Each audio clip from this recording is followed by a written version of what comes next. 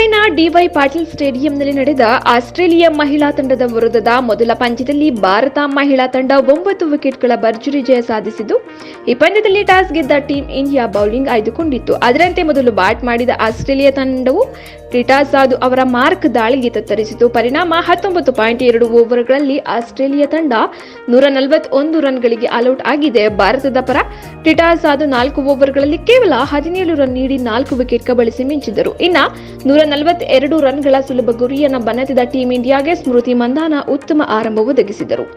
52 ಎಸೆತಗಳನ್ನು ಎದುರಿಸಿದ ಸ್ಮೃತಿ 1 6 ಹಾಗೂ 7 4ಗಳೊಂದಿಗೆ 54 ರನ್ ಬಾರಿಸಿ ವಿಕೆಟ್ ಒಪ್ಪಿಸಿದರು. ಈ ಅರ್ಧ ಶತಕದೊಂದಿಗೆ ಸ್ಮೃತಿ ಮಂಧಾನ ಟಿ20 ಕ್ರಿಕೆಟ್ನಲ್ಲಿ 3000 ರನ್ ಪೂರೈಸಿದ್ದಾರೆ. ಈ ಸಾಧನೆ ಮಾಡಿದ ಭಾರತದ 2ನೇ ಆಟಗಾರ್ತಿ ಹಾಗೂ ವಿಶ್ವದ 6ನೇ ಮಹಿಳಾ ಬ್ಯಾಟರ್ ಎಂಬ ಹೆಗ್ಗಳಿಕೆಗೆ ಸ್ಮೃತಿ ಮಂಧಾನ ಪಾತ್ರರಾಗಿದ್ದಾರೆ. ಇದಕ್ಕೂ ಮುನ್ನ ಮಹಿಳಾ ಟಿ20 ಕ್ರಿಕೆಟ್ನಲ್ಲಿ ಭಾರತದ ಪರ ಹರ್ಮನ್ ಪ್ರೀತ್ ಕೌರ್ 3000 ರನ್ ಪೂರೈಸಿದರು. ಇದೀಗ ಈ ವಿಶೇಷ ಸಾಧಕರ ಪಟ್ಟಿಗೆ ಸ್ಮೃತಿ ಮಂಧಾನ ಕೂಡ ಸೇರ್ಪಡೆಯಾಗಿದ್ದಾರೆ.